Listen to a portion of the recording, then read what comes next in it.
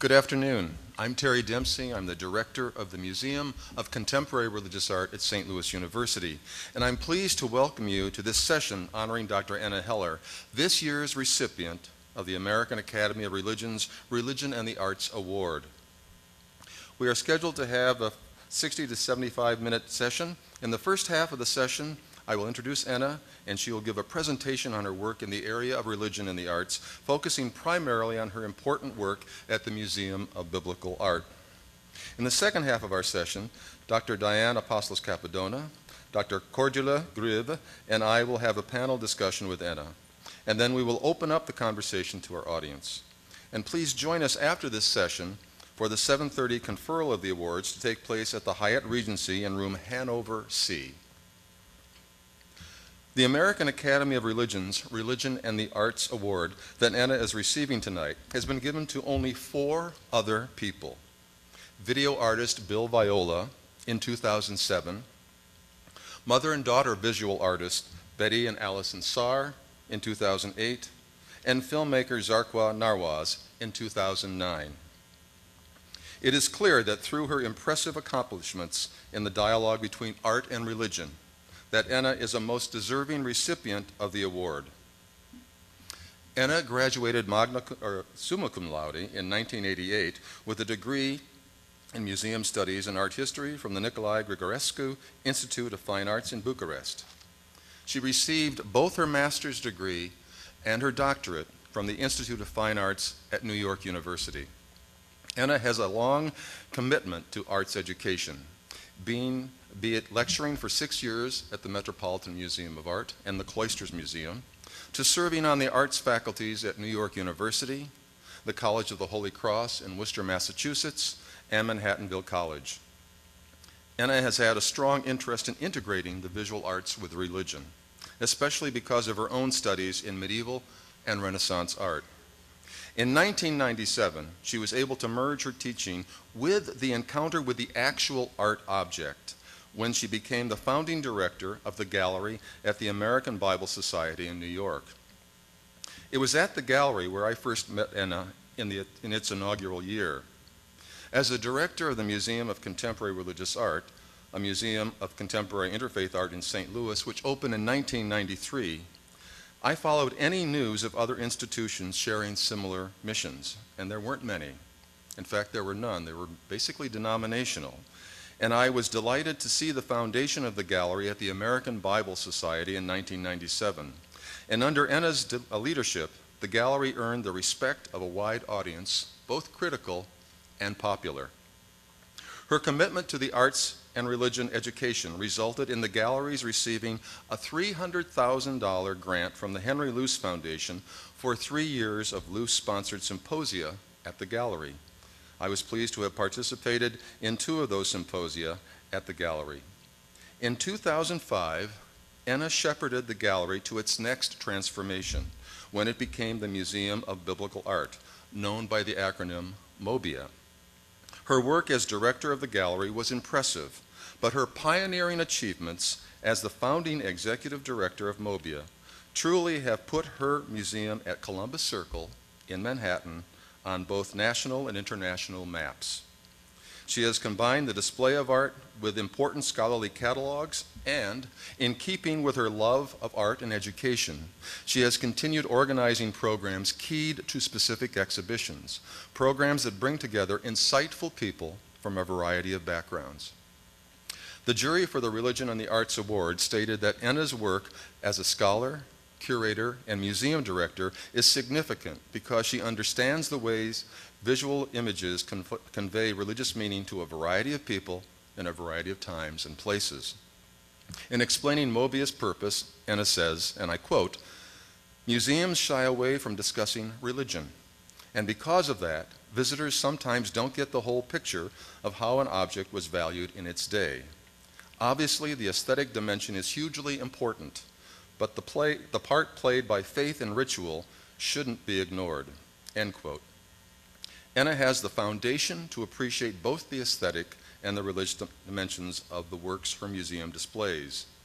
And through the educational component of MOBIA, she has opened doors of deeper understanding of the religious meaning of the works exhibited in her museum, for all the visiting public.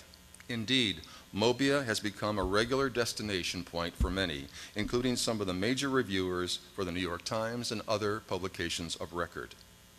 We thank her for her fine work, and we congratulate her on her award. Anna will now give us a presentation of her work at Mobia. Please welcome Dr. Anna Heller.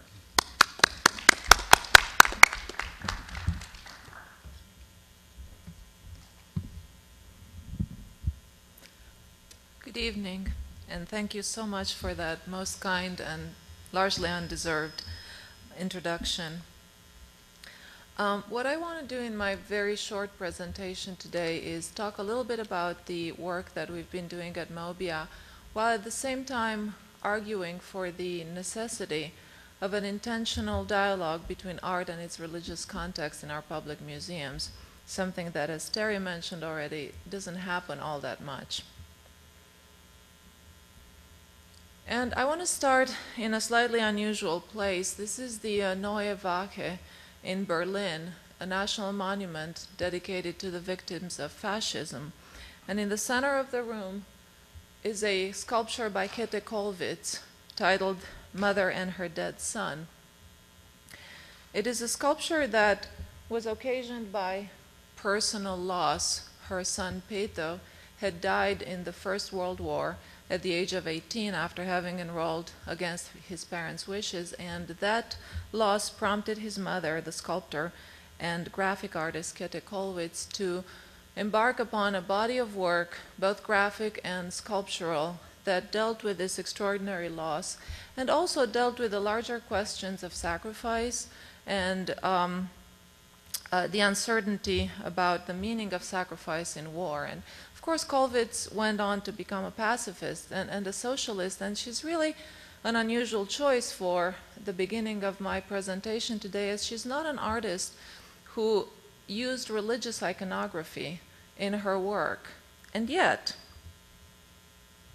for those of us who know something about religion and religious iconography, the similarities between these two sculptures that you see on the screen right now are quite obvious.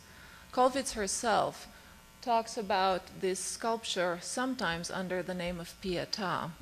And there's a very interesting letter that she wrote to a friend around the time that she created this sculpture, where she compares it to another Pietà done by a fellow woman artist, but who was a religious artist, and she very clearly contrasts her sculpture to this other one, which she says is religious while hers is non-religious Pietà, which of course kind of is a whole different conversation, which I won't bore you with today because we don't have time, but it opens up a very interesting approach to the concept of a non-religious Pietà. However, the Pietà itself, of course, a staple of Christian iconography, and I'm showing you the one sculpture that probably made it most famous, and I think is largely the reason why we refer to this iconography by its Italian name, although the earliest examples were not Italian. Of course, Michelangelo's sculpture in St. Peter's. And the Pietà being the iconography that depicts the Virgin Mary cradling the body of her dead son in her arms. And there are two interesting and perhaps surprising facts about the Pietà that I want to bring up to your attention. One, the fact that although it fits so very nicely into the biblical narrative, and it ought to be right there after the moment when the body of Christ was taken down from the cross and immediately preceding his burial, the moment of the Pietà is not described in the biblical narrative, which of course goes from the death on the cross to Joseph getting permission to take the body down and bury him, while the two Marys, and the Virgin Mary not being one of them, are looking on. The second surprising fact is that although this is such a staple for us art historians, such a staple of Christian iconography, that you would expect it had been depicted from the very early Christian centuries, indeed it had not, and the very earliest representations of the Pietà in art don't date earlier than the 14th century. The earliest known Pietà dates from about 1298 and is a German sculpture. Indeed, the iconography of the Pietà came out of popular devotions that became mainstream, so to speak, in the later Middle Ages, in the 14th century, and derived from a number of mystical writings that popularized these devotions. There are any number of writings, such as those of St. Bridget of Sweden, the Meditations of the Life of Christ, which was one of the medieval bestsellers. And these writings, as well as the works that were inspired by them, and the Pietà is one of a body of such themes that appear in art, starting with the 14th century and going into the Renaissance. They were in turn prompted by changes in the devotional practices of the time. If I may use 20th century parlance, there was a sort of a personalizing of devotional practices that was taking place at the time, largely under the influence of the Franciscans and the Dominicans. People wanted to see, to feel, to experience, to get closer to particularly the passion of Christ and of his mother Mary.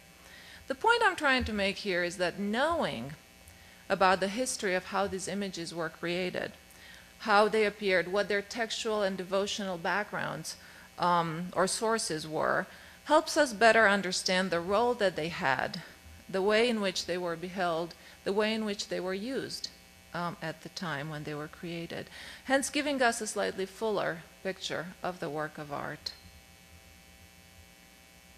If we go back to Colwitz's Pietà at the Neue Wache, there are 2 points that I'd like to make about it. First of all, that the biblical iconography of the Pietà is here used for expressing personal loss and for expressing a national loss. The inscription that you see right in front of the statue there reads, "To the victims of war and tyranny."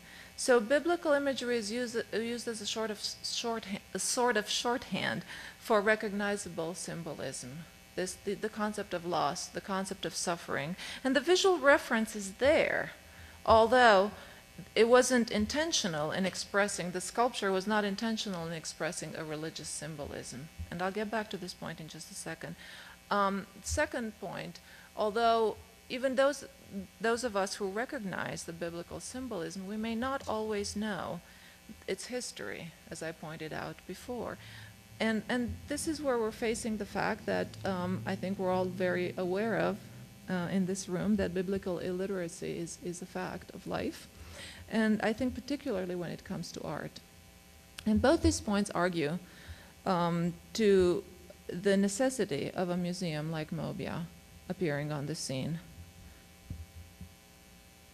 Mobbia, of course, as Terry indicated, is the museum I direct in Manhattan, the museum I helped found about 5.5 years ago, and surprisingly, we are the only museum in the United States that's dedicated solely to biblical art, which we define quite widely, and I'll talk about this in a second, and to the interface between art and religion in the Jewish and Christian traditions.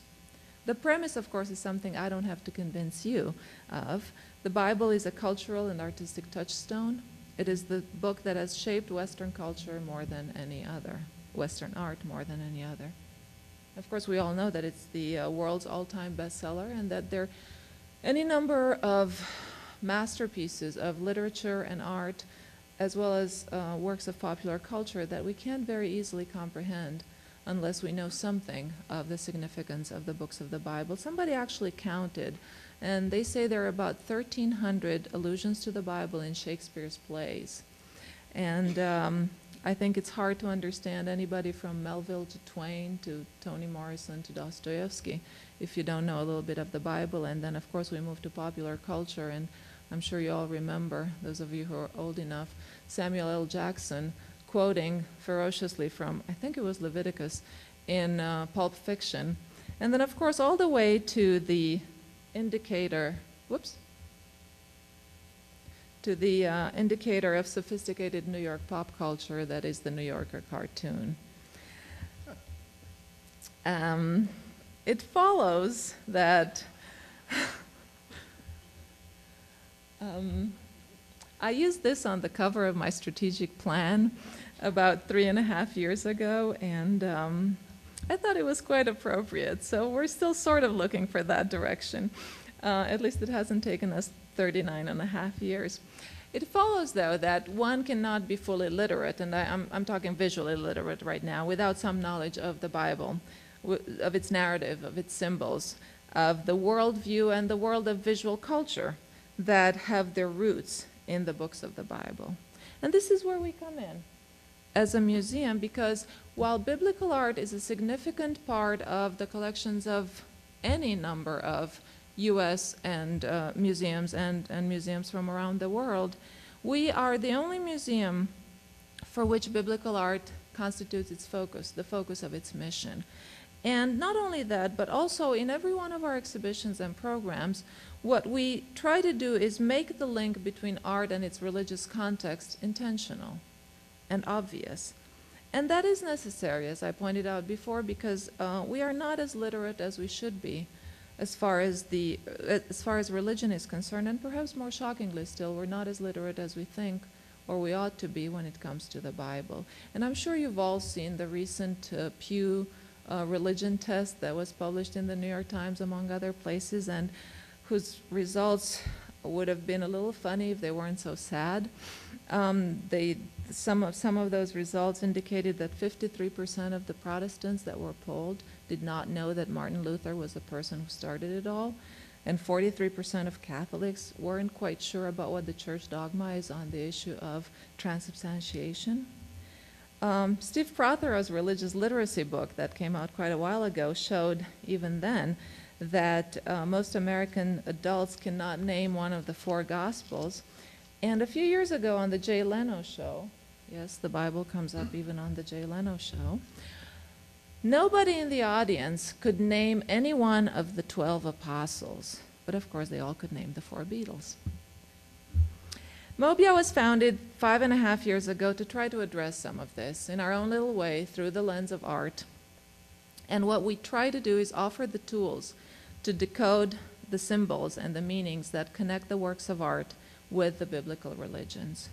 In the 5 years that we've been open, we have organized 18 exhibitions, and they've ranged from biblical archaeology to contemporary art, from the artwork of Georges Rouault to that extraordinary contemporary achievement that is the illuminated St. John's Bible, and from medieval Ethiopian art to biblical movie posters. And I'm hoping that in this collage that shows some images from various exhibitions we have organized over the years, I'm hoping that at least a few of these images will be surprising or perhaps unexpected, because what we're trying to say is that biblical art is not simply art within Bibles, which is how many people define it. It is so pervasive in our art and our culture that we sometimes fail to notice it. I think the Bible is such an important part of our cultural DNA that it echoes, reverberate, even in art that doesn't quote it directly. And it's the indirect quote that's usually most interesting. So what we set out to do is show the immense variety and stretch the definition of what biblical art is or ought to be, highlight how much of our culture and art owe their symbolism, their message, and their very existence to the books of the Bible, while at the same time, as we define biblical art, we also try to bring a different point of view, one that links art with the religion behind it in an intentional way.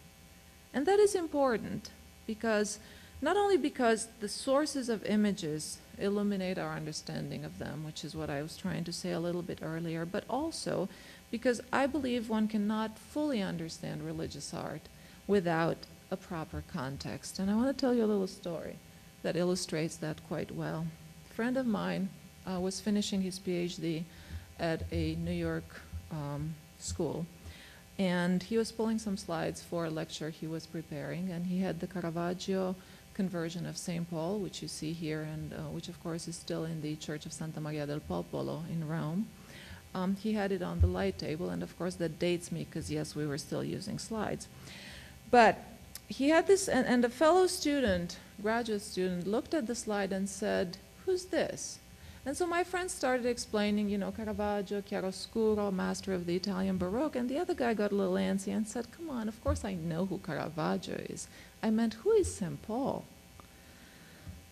The real question, of course, is how can you truly understand this painting without grasping the symbolism, without knowing the story of what happened, the story of the conversion as told in Acts 9, verses 3 through 8, and St. Paul's role in preaching the gospel and his influence on later Christian thinking. And once you know all of that, the painting is not only an artistic tour de force in the representation of man and horse and light and shadow and the really masterful foreshortening, but it's also, and which it is, all of that, it's true, but it's also a transformative experience for both Saul and Christianity as we know it. And once you know that, it's a very different painting you're looking at, isn't it? Because if you don't know all that, then you can very easily look at these two paintings and say they're all about the same thing. They're about a man and his horse.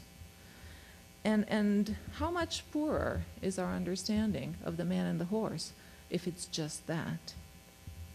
The problem is most of our museums today do not freely give that type of information about the paintings and sculptures and other artworks that they exhibit. It's there probably in the catalog, but it's much harder to find on the walls of museums, in labels and didactics, and in the type of information that your public, your general public who doesn't buy the catalogs, will have access to. And that's where I believe that Mobia can make a difference, because we do. We try to give this information. We try to offer another point of entry into the world of art.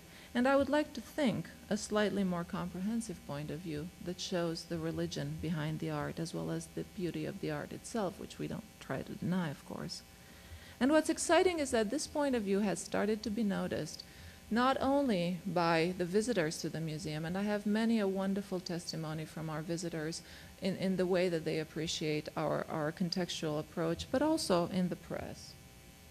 5.5 years ago when we opened, the New York Times did give us a feature, but warned that it will be very difficult to convince scholars, curators, and art lovers that this is intended to be a serious museum and not a glorified Sunday school or covert outpost of the religious right. 5 years later, in a review that they gave to our spring 2010 show, Uneasy Communion, which was an exhibition about the medieval altarpieces of Spain and the role that Jewish artists may have had in the creation of these altarpieces, that was hailed as a momentous turn in scholarly thought about Spanish art. And the fact that even the arbiter of taste and maker or breaker of cultural contributions, that is the mighty New York Times, at least for those of us who live in New York, recognizes this usefulness, not to say importance, of the museum makes me extremely proud, as does the extraordinary honor of the award that I will receive later today from you, from the American Academy of Religions. At the same time, what this does is gives me hope for the future, a future in which everybody will agree that it's not only okay to talk about religion in a public museum, it's necessary. And it definitely should not be uncomfortable, which unfortunately it still is in most places. A friend of mine told me the story of when he was trying to buy a Baroque altarpiece for his collection. They were trying to fill a gap in their collection, and they had identified that period and that style for what they were trying to buy. And he finally found one that matched all the criteria, and he showed it to his board. And one of his trustees sighed and said, "But Jim, we already have so much religious art." The point being, if only we could have non-religious altarpieces, the life of museum professionals would be so much easier. Thank you very much.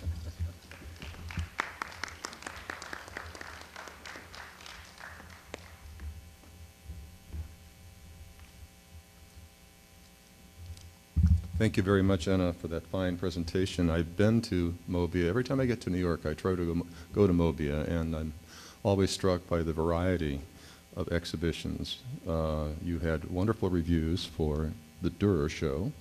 What was that, last year? Was it? It was 2 years ago in the summer. And the Chagall show. So there's an enormous amount of variety and richness, and the nice thing about it is that you're never going to run out of that material because the Bible itself is so rich. Now I would like to introduce our panelists who will join with me in a discussion with Anna. Dr. Cordula Grewe is Associate Professor of Art History at Columbia University. She received her PhD from the Albert Ludwig Universität in Freiburg, and her area of specialization deals with the resurgence of religion in Germany in the first half of the 19th century and the role of aesthetic experience in this revival. Her impressive record of publications includes her 2009 book, Painting the Sacred in the Age of Romanticism, which is the first major study of the evolution, structure, and conceptual innovations of Nazarene art as a quintessentially 19th century language of belief. And her forthcoming book, The Nazarenes, Style and Aesthetics, centers on issues of representation and theory building. She is not only a scholar in the traditional sense of the word, she has also had hands-on experience in the museum and gallery worlds through her work at the National Gallery in Washington, D.C., dealing with old master prints, and her curatorial work in public and private galleries in Germany. Our second panelist is Dr. Diane Apostolos-Cappadona, who is the adjunct professor of religious art and cultural history in the Alweid Center for Muslim Christian Understanding, adjunct professor in visual culture in the Graduate Liberal Studies program, and adjunct professor of Catholic Studies, all at Georgetown University. These three programs exist at Georgetown. Diane is one of the prominent voices in the area of art and religion, as she has authored numerous books such as The Spirit and the Vision, The Influence of Christian Romanticism on the Development of 19th Century American Art, and the Encyclopedia of Women in Religious Art. Her experience as editor is most impressive, as she has served as the editor for such scholars and artists as Jane Daggett Dillenberger, Isamu Noguchi, and Mircea Eliade. The 1984 volume, Art, Creativity, and the Sacred, which she edited, and the 1987 volume, Art as Religious Studies, which she co-edited with the late Doug Adams of the Graduate Theological Union, are perhaps the two most used books for programs of art and religion. Their success is proven by the fact that after 2.5 decades, they're still in print and being used by undergraduate and graduate programs across the United States and abroad. She has also had curatorial experience when she worked with Enna in 2002 and served as guest curator and author of the catalog In Search of Mary Magdalene, Images and Traditions at the Gallery of the American Bible Society. Welcome to you both. And I'd like to begin by asking you a question, Enna. I don't know what your experience was, but I had very unusual experiences when I was going around trying to ask people, trying to convince people that this was a viable way to go with a museum. What were some of your reactions that you received when you brought this proposal of art and religion to some of the people you talked to? Well, it depends who you're talking to, because there are any number of scholars, and that's been the good fortune of this museum, that many scholars have almost sort of waited for something like this to happen. And over the years, I've had people come to me, whether they were museum curators or academics, and say, I've been working on this topic for this long, I'd like to do an exhibition, nobody else would do it, your museum's the right place. The problem becomes a little bit, or the challenge becomes a little bit bigger when you start talking to funders. And raising money for a museum that deals with religion, the religion behind the art, can be slightly challenging at times. But we've been pretty lucky with that as well, with the one significant exception of corporate America. I was told directly by an executive at Time Warner, and they're our neighbor, they're a block south of the museum, so I thought, you know, community, neighborly love, no. And he looked at me and he said, listen, I've been to your museum, I like what you do nice exhibitions, but frankly, we can't get over the Bible in your name. And I said, thank you, and I'll come back in 5 years and we'll talk again. This is at the very beginning. But it takes, I think, to your point, Terry, it's almost like you have to work doubly hard to prove yourself, because you have to kind of show that the assumption is what the New York Times said in 2005. The assumption is you're not going to be a serious museum. The assumption is you have an agenda. And those are the hurdles that you have to get over before you can really establish, or while you try to establish your identity as a serious institution.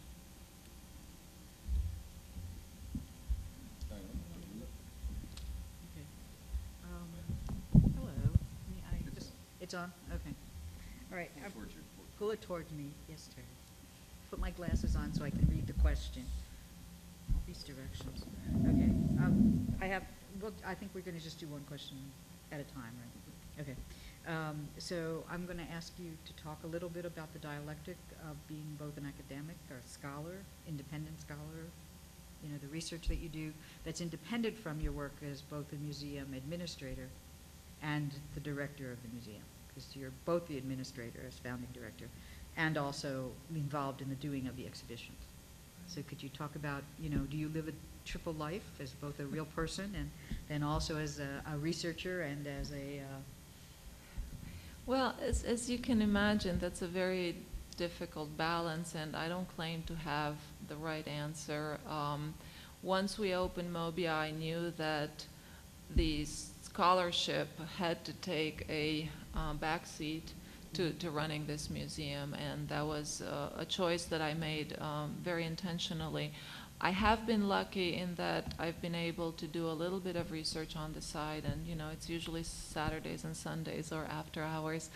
But I really see the relationship between scholarship and the creation of this museum extends to the scholarship that's not mine.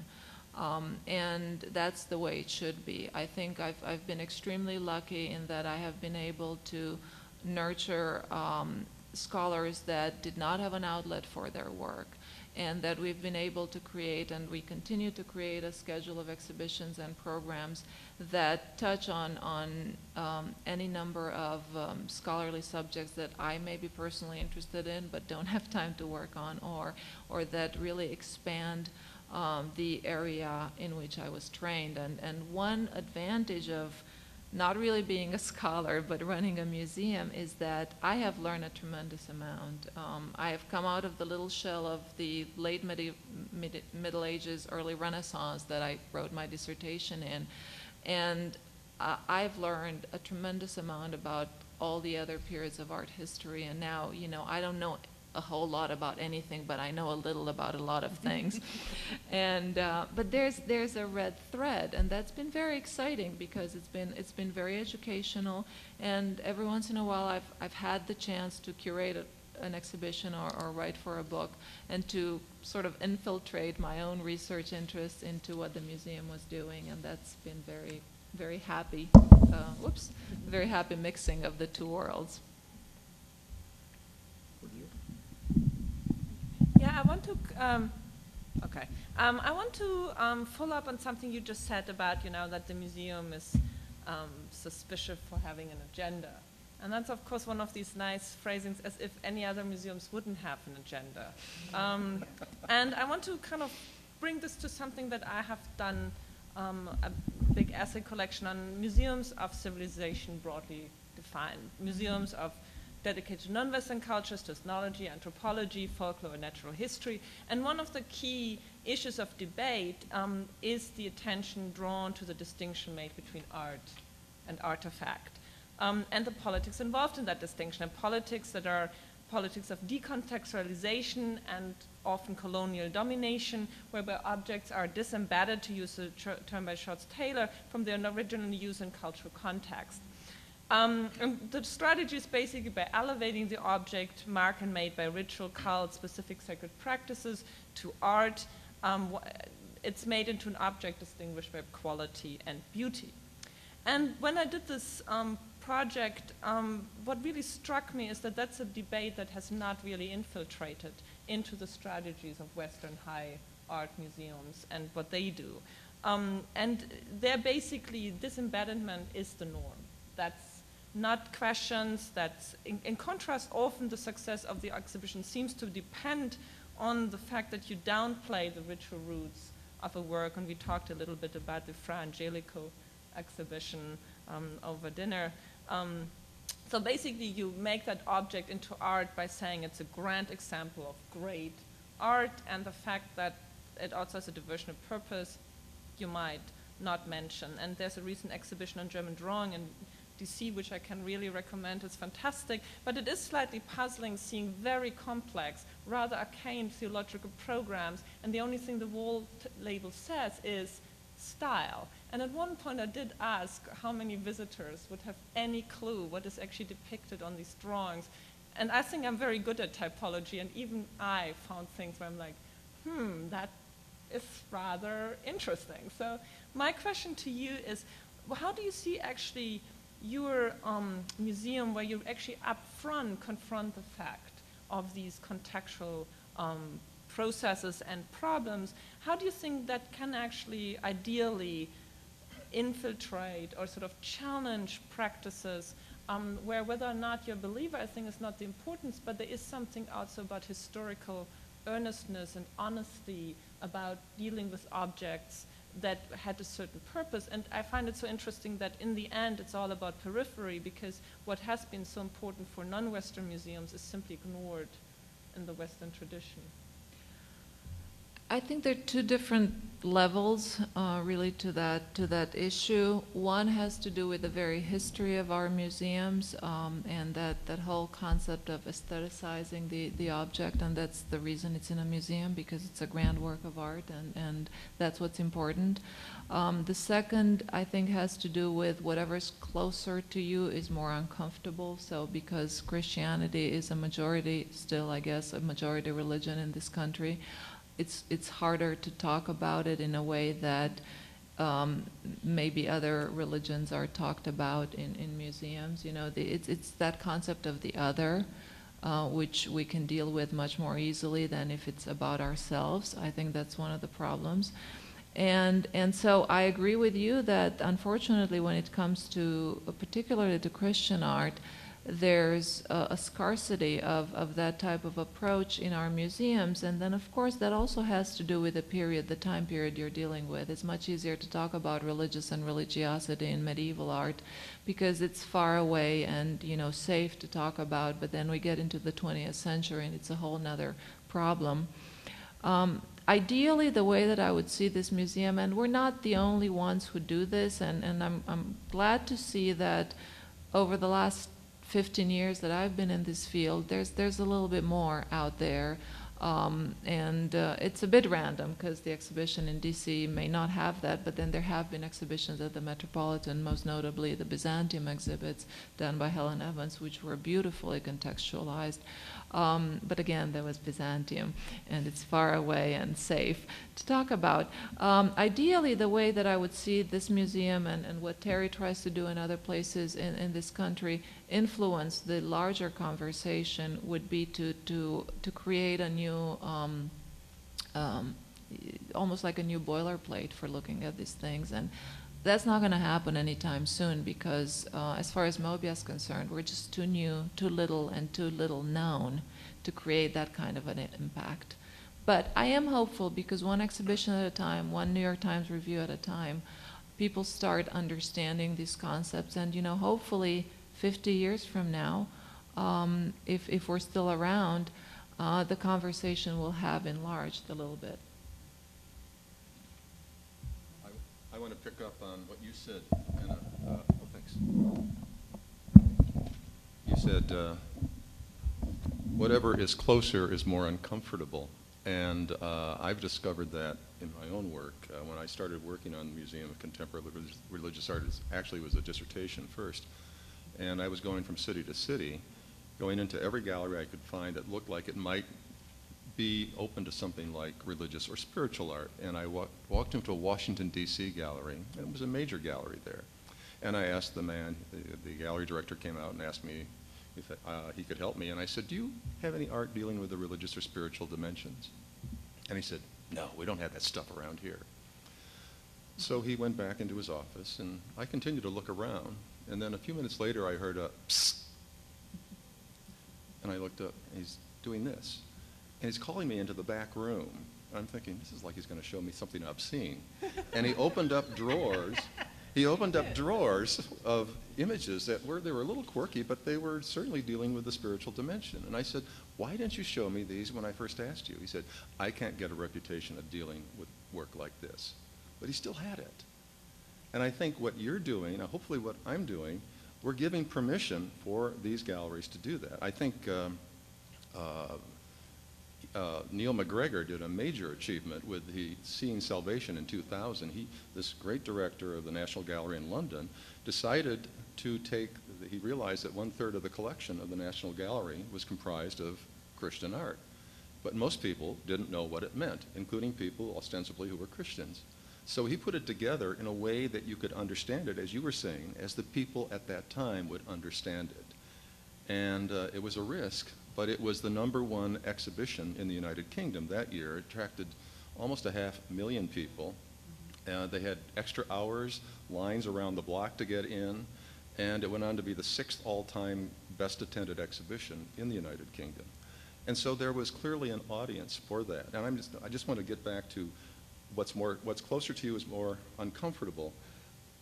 You deal with both art of the Renaissance, for instance, Dürer, an art of the medieval period, and you've dealt with contemporary art. How do you have that experience when people are dealing with the Dürer versus a contemporary artist? Yes.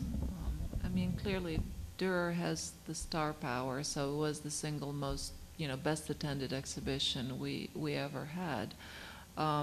But also, there's that acceptance of the, again, he's part of the canon, and that's something that, as an art museum, we still have to deal with.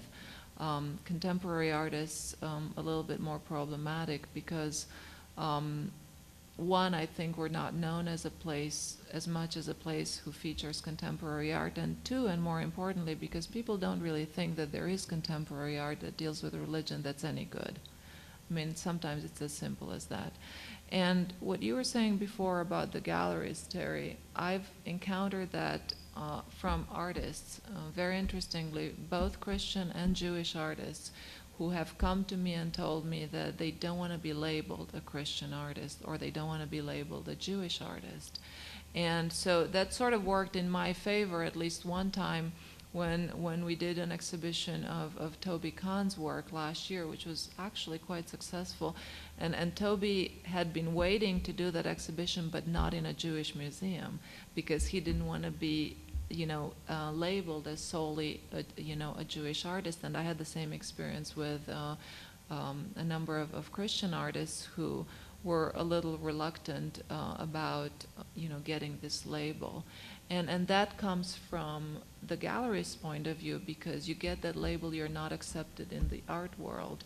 And I think that what you're doing, much more so than what we're doing at Mobia, is contributing to broadening that and to saying there are a lot of good artists who do this. There are a lot of good artists who explore the heritage that we all have, and that's okay. And that doesn't have to run counter to the mainstream, but we still have to find the ways to get it into the mainstream, I think. And having museums such as yours or mine that are secular institutions showing that type of art is a little bit of creating that acceptance. I'm going to move from the script. Sorry. Earlier today, in one of the ALR, the Art, Literature, and Religion sections, and in the session for SARTS, the Society for Arts in Religion and Theological Studies, there was a discussion about how the field has changed. Okay, how the field has changed thematically. That is, away from more or less typological studies, okay, or motif, or the theme of a great artist, or the life of a great writer, to issues today of social justice. And especially in terms of the SARTS session, there was a discussion about the artists young artists who have received grants, awards from that organization over the last 10 years, how the work has shifted more and more towards ethical and social justice issues, although they consider themselves religious artists, not necessarily Christian, not necessarily Jewish, Muslim, Buddha, okay? So I'm wondering if you see a similar kind of pattern in the kinds of exhibition topics, symposium topics that you are either initiating or that people are bringing to you. I mean, you've now been 15 years, right, between the two museums. So, I mean, it's just a question. Or is it that that's not possible because the label Bible is there? I have not seen that as much. There's been maybe the occasional project that was brought to my attention that dealt with that. And I do think that probably the reason why that is so is because our focus is much narrower, in dealing with the Bible. So that, eliminates any number of wider topics and kind of interfaith topics that I would like to explore, but perhaps in my next institution. I thought you were saying your next life. No, Yeah. that too. I actually want to sort of pick up on that. Because in some ways, kind of thinking about this panel, I was rereading the 2004 Reluctant Partners, which I think is a really interesting and stimulating collection, and sort of these some of the essays are so emphatic about visual culture, whereas in some ways I think I'm actually right now stubbornly trying to change the traditional art historical approach, because for me there's something about attacking that directly, and what you see there when you come, and I think what you just said earlier about these real borders, like what you can say in medieval studies, you can no longer say in the 19th century, and then let alone in the 20th century, but also the 19th century is really like a landmine of terminology that is very normatively used in very specific ways. And so I wondered whether as sort of a practitioner, is that also a problem that something like the avant-garde, even though they're clearly religious movements like the Nazarenes who claim that for themselves parallel to other movements, and something like the Sensimonians is of course itself a very complex question of different amalgamations of political and religious thinking. But is that something that you encounter too, that terminology or sort of movements, when you move towards 1900, kind of 1800 and then 1900, that becomes actually something to struggle with in a way you don't with earlier art? And as a medievalist, and we share that fate, is there a way that you can activate that for modern, so-called modern art? Yeah, well, that's really dicey, because you're right. I think that the closer we get in time to the current time, we get more paralyzed. We are such really the slaves of labels and of neat drawers, and we've all learned in school that something happened and it was called the Enlightenment, and then that was it. Religion went its way, art went its way, and they weren't supposed to ever meet again, and if they did, it was a very unfortunate meeting. And that's what a lot of us have learned in school, and then it's very hard to shift that paradigm because it's just not accepted, and it's problematic when you try to show it in a different way, because you get into the high art and low art and all these labels that art historians so neatly try to categorize everything, and the reality of course is always shades of gray as opposed to the black and white that they talk about. But I think it touches on what Terry was saying before as well, because it's the flip side of what's closer to you is more uncomfortable. This is the society we live in, the reality we live in, and it's harder to accept people who are perceived, if you look at the logic of art history, the way we've all learned it, people who are seen to swim against the stream. But I do think that, as a medievalist, I have those moments where I just get very annoyed, because I'm like, of course that's what they're trying to say, and of course that's what it's about, but it's not necessarily seen that way. And what we're trying to do at the museum is just very slowly to try to break those barriers and say there's a slightly different angle that you can look at this from, and there's a different lens that may help you understand this in a different way. And it all, ultimately goes back to what I was saying earlier about context. I think one of the fallacies of art history is we often try to judge what happened 100 years ago through our, preconceived notions of the 21st century. And that can be immensely problematic, especially the period that you're dealing with, Cordula, because if you look at the documents of the time and what those people were saying and doing, what they were looking at, it's very different from the labels that we apply to them, viewed through the prism of what became modernism and what became avant-garde. Well, you've heard our questions for the moment. Do you have any questions you'd like to ask Anna?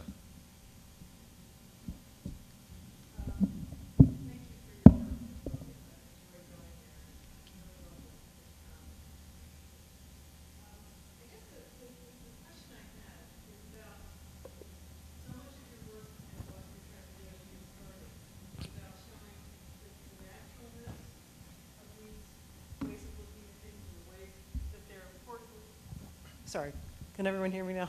Okay. So much of the work that you're doing is about the ways in which it's natural and necessary to look at these two things of art and religion.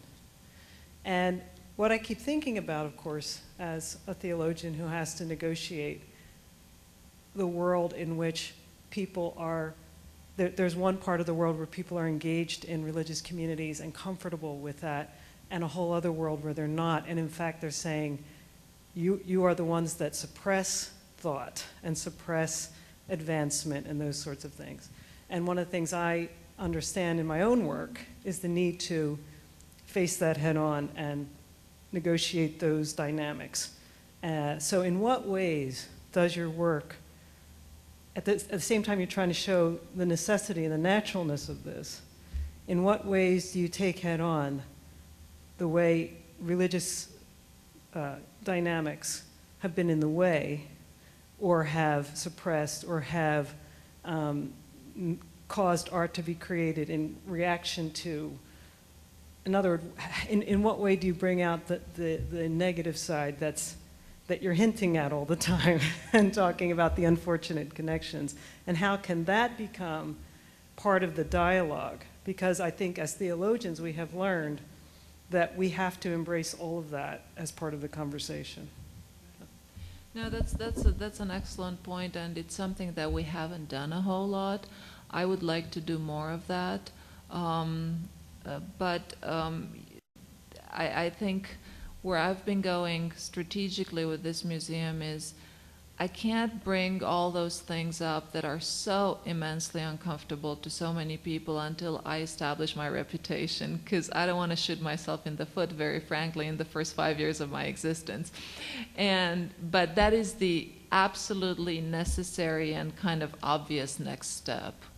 And of course, I'm at a slight advantage compared to you as a theologian because I'm an art historian, and so we just deal with the direct impact on art, which is slightly removed from really the kind of, you know, the meat of the issue, so to speak. But nonetheless, it's very true. And we did approach it. I think the most direct way that we approached it recently was in the Uneasy Communion exhibition last spring, which argued that there were a number of Jewish artists or recent conversos in medieval Spain who worked in the service of the church, but that wasn't all fine and well, and there were, you know, any number of aspects of the horrors that happened in the 14th and 15th century in Spain, all the pogroms, and then of course the Inquisition, and then the expulsion of the Jews that were very much present in the iconography of the altarpieces. I'd like to explore that kind of moving through history as well, but we haven't done that yet. Question back there? The microphone.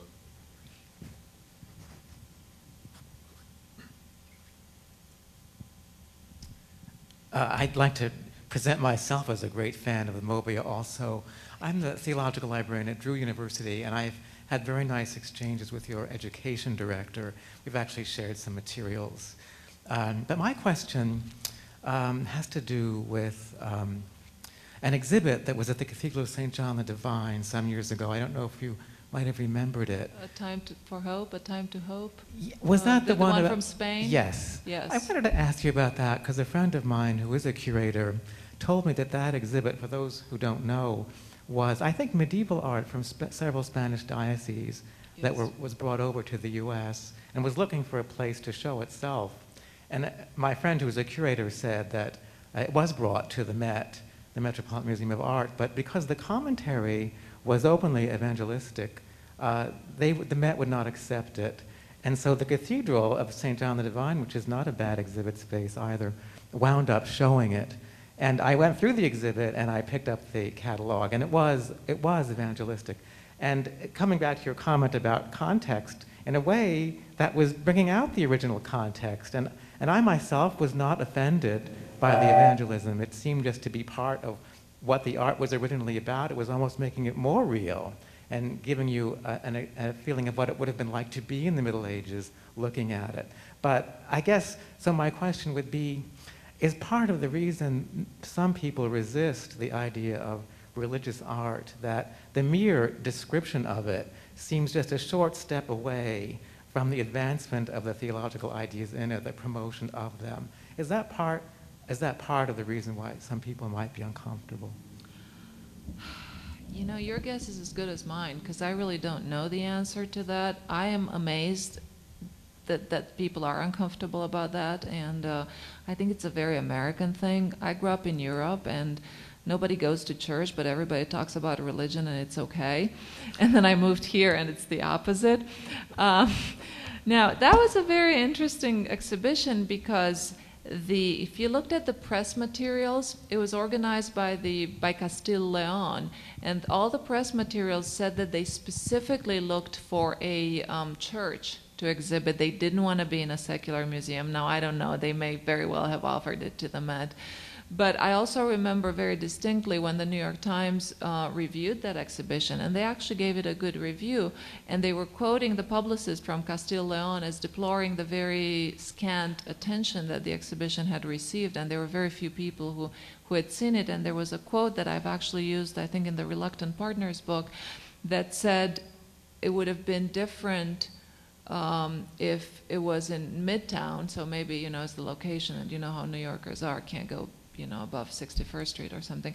But then it said it would have definitely been different had it been at the Metropolitan Museum of Art.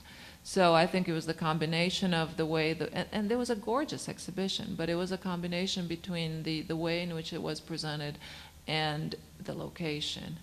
Now, to address your question a little more directly, I think there's always a fine line between a description of a religious work of art and the context for which it was created, and that kind of next step that can be read or is intended as evangelizing.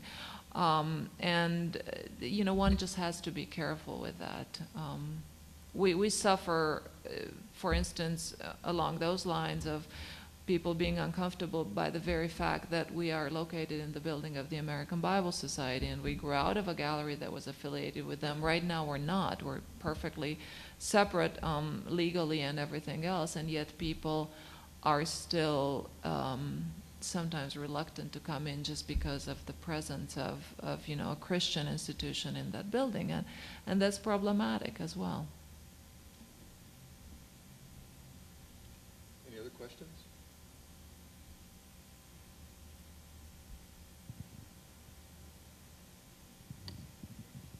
I'm Sue Pack from Union, and I've worked with Anna on this one particular collaboration, but when you had the exhibit on altered texts last fall, I teach field education integrative seminar, and I teach in a seminary for MDivs who are preparing for ministry.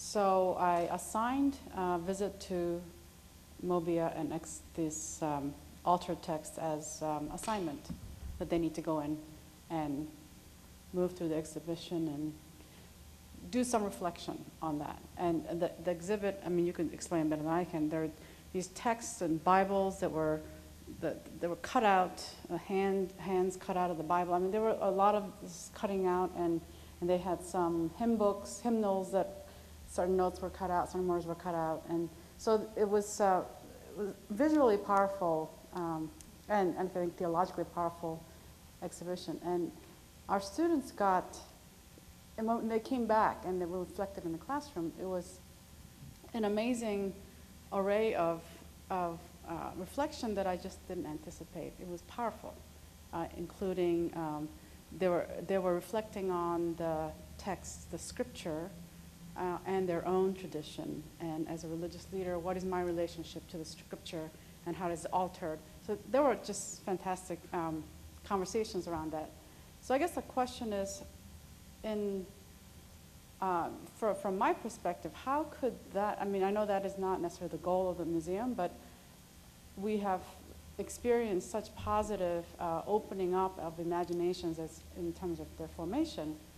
I guess, what are some of the ways in which your museum can push people who are being trained in this area to think differently, to engage differently, to reflect differently in ways that you know, kind of classroom conversation may not quite reach. So I just thought I'd ask that.